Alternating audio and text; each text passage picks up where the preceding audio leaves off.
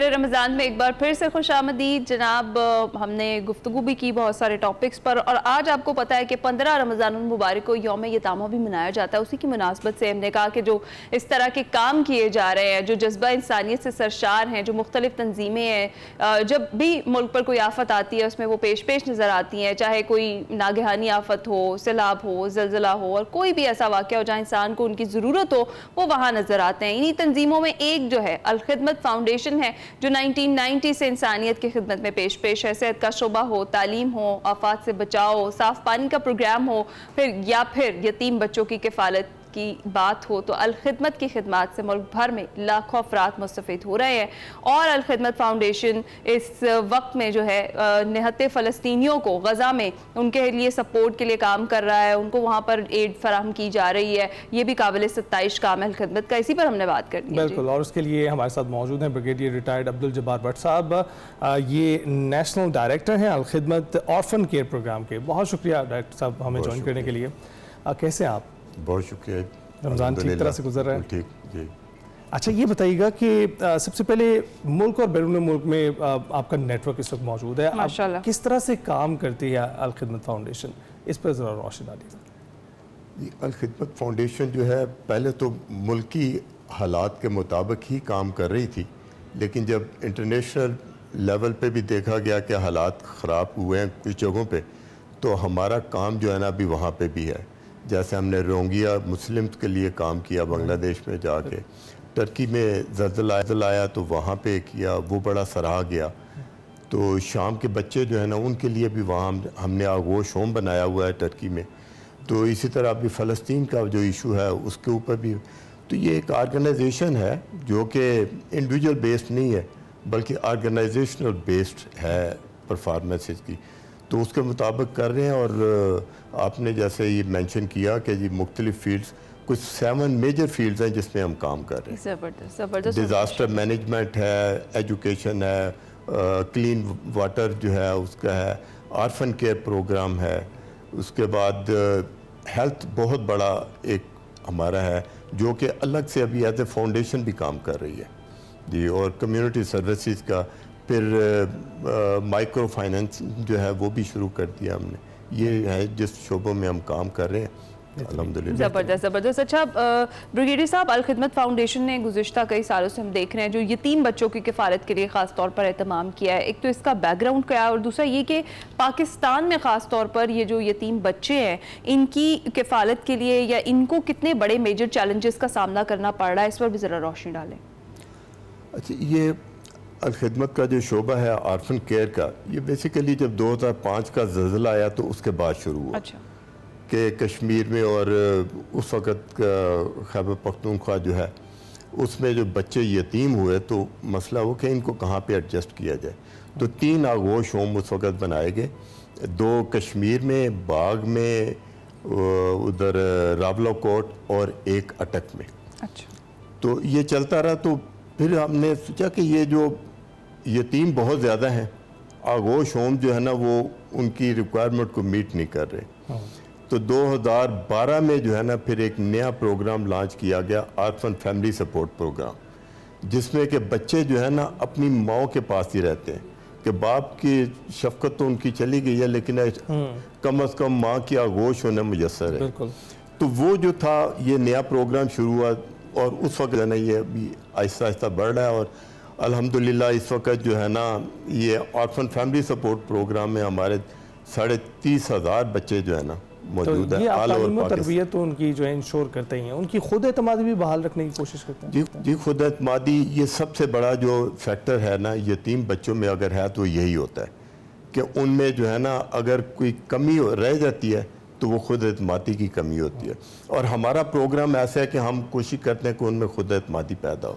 اس کے لیے جو ہے ہم جو ہے ان کو معاشی جو ہے طور پہ سپورٹ کرتے ہیں. ماؤں کے اکاؤنٹ میں پیسے بھیج دیتے ہیں ان کے جو ہے نا بینک کے ذریعے. اس کے بعد ان کی تعلیم جو ہے نا اس کو مانیٹر کیا جاتا ہے. پھر جو ہے نا ان کی تربیت کے لیے ہم نے 2 سے 3 گھنٹے ہر مہینے بچہ اپنی ماں کے ساتھ اسٹڈی سینٹر میں آتا ہے.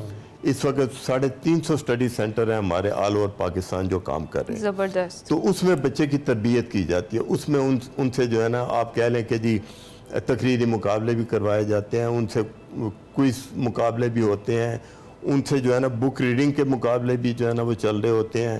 اور ہمارے جو ٹرینرز ہیں وہ ان کی ریکوائرمنٹ کے مطابق جو ہے نا ان کی ذہنی نشو و نما بھی جو ہے نا وہ کرتے ہیں. اور یہ بڑی امپورٹنٹ چیز ہے جس کے اوپر کام کیا جا رہا ہے. کفالت خالی ضروری نہیں ہے, خود اعتمادی جو ان کی بحال کرنا وہ بڑا امپورٹنٹ ہے. اور سر یہ بتائیے گا کہ آرفن کیئر جو پروگرام ہے اس کے لیے اگر کوئی ہیلپ کرنا چاہتا ہے, ڈونیٹ کرنا چاہتا ہے, تو اس کے کیا ذرائع ہے, کس طریقے سے وہ کر سکتے ہیں؟ صحیح. جہاں تک ڈونیشن کا تعلق ہے وہ تو اگر ہماری ویب سائٹ پہ جائیں تو ویب سائٹ پہ جو ہے نا وہ سارا پروسیجر دیا ہوا ہے, وہ بھی طریقہ ہے. پھر ہمارا نمبر جو ہے نا وہ بھی اگر آپ شیئر کر دیں سکرین پہ تو بالکل سر, مسلسل ہماری سکرینز پر نمبر چل رہے ہیں جی الخدمت فاؤنڈیشن کے, جہاں پر آپ جو بینک اکاؤنٹس کی ڈیٹیلز ہیں وہ چل رہی ہیں. آپ سپورٹ کر سکتے ہیں, آپ ڈونیٹ کر سکتے ہیں, اس کار خیر میں اپنا حصہ ڈال سکتے ہیں, جو کہ اس ماہ برکت میں جو ہے وہ بڑا زیادہ آپ کے لیے فضیلے والا ثابت ہوگا. اللہ تعالیٰ اس کو قبول بھی فرمائے. اور اسی طریقے سے جس طرح سے کام چل رہا ہے. اچھا سر, جس طریقے سے ابھی ہم بات کر رہے تھے کہ یتیم بچوں کی کفالت کے حوالے سے الخدمت فاؤنڈیشن جو ہے آرفن کیئر پروگرام کام کر رہا ہے, اس کے علاوہ جو بیوہ خواتین ہوتی ہیں ان کے لیے بھی ادارہ جو ہے وہ کام کر رہا ہے؟ جی بیوہ خواتین جو ہے وہ انہی بچوں کے ساتھ ہی اسپیشلی ان کے لیے ہوتے ہیں. اور اس کا ہم نے یہ کیا ہوا کہ جب وہ میں نے بتایا نا اسٹڈی سینٹرز میں ہمارا ہر مہینے پروگرام ہوتا ہے, ٹھیک ہے, تو مائیں بھی جو ہے نا وہ ساتھ آتی ہیں بچے کے, اور ماؤں کو بھی کسی طریقے سے پاؤں پہ کھڑا کرنے کی کوشش کی ان کی بھی تربیت کی جاتی ہے. اور ان کو معاشی طور پہ اپنے پاؤں پہ کھڑا کرنے کے لیے ہم نے جو ہے نا مختلف پروگرامز رکھے ہوئے ہیں, جس میں آپ کہہ لیں کہ جی 486 جو ہے خواتین جو ہیں بیوہ خواتین ان کو کاروبار جو ہے نا کروا کے دیے, جو ان کی صلاحیتوں کے مطابق, اور وہ الحمدللہ ابھی اپنے پاؤں پہ کھڑی ہیں. اسی طرح جو ہے نا ہماری کوئی سسٹر آرگنائزیشنز ہیں جن کے ساتھ بزنس ان کو اسٹیبلش کر دیا, اور وہ لون نہیں ہے, وہ ان کا ہو گیا بزنس, اور یہ کوئی 250 خواتین وہ بھی ہیں. تو اس طریقے سے ایک تو الخدمت کا بہت کامیاب وینچر بنو قابل بھی ہے جس میں آپ فری IT کورسز کروا رہے ہیں, جی اس کے متعلق بتائیے گا. جی یہ بنو قابل جو ہے یہ کوئی 2 سال پہلے جو ہے نا پروگرام لانچ کیا گیا تھا. ابھی دیکھیں کہ ہمارے ملک میں جو حالات ہیں کہ جی یوتھ تو ہماری ہے بہت زیادہ ہے لیکن ان امپلائڈ ہے, تو ان کے ذہن میں رکھتے ہوئے ان کے لیے یہ کیا گیا کہ IT پروگرام جو ہے نا کیے جائیں اور ان کو ٹرین کیا جائے, اور فری ہے یہ ٹریننگ. اور الحمدللہ کوئی 50,000 سے زیادہ بچوں کو جو ہے نا ہم ٹرین کر چکے ہیں, جو کہ اپنی ارننگ جو ہے نا وہ خود جو ہے نا ارن کر رہے ہیں. ابھی وہ فری لانسر بھی ہیں, مختلف کمپنیز میں بھی کام کر رہے ہیں, اور اس طریقے سے.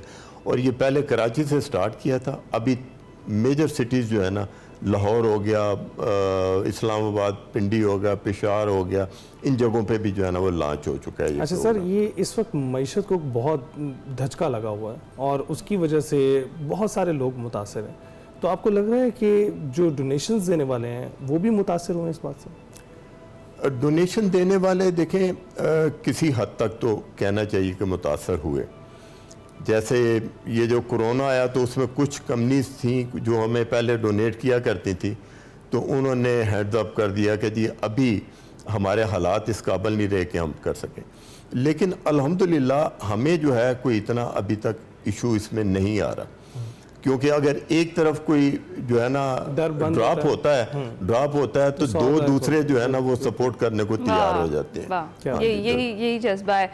بہت شکریہ جی. بریگیڈیئر ریٹائرڈ عبدالجبار بٹ صاحب ہمارے ساتھ موجود تھے. جناب ویسے تو ہم نے دیکھا ہے کہ جہاں کہیں مصیبت پڑے خدمت ہمیں نظر آتی ہے, لیکن خصوصی طور پر فلسطین اور غزہ میں جو حالیہ جنگ کے بعد الخدمت نے ریلیف اور بحالی کے لیے اقدامات کیے ہیں وہ بالکل قابل تحسین ہیں, اور اس میں آپ سب نے بڑھ چڑھ کر اس کار خیر میں حصہ ڈالنا ہے اور الخدمت کا ساتھی بننا ہے. اسی کے ساتھ ہی جی ہم آپ سے اجازت چاہیں گے, کچھ ہی دیر میں کراچی میں افطار ہوگا, ہمیں دعاؤں میں یاد رکھیے گا. آپ سے ملاقات ہوگی کل, اپنا خیال رکھیے گا. اللہ حافظ. اللہ حافظ.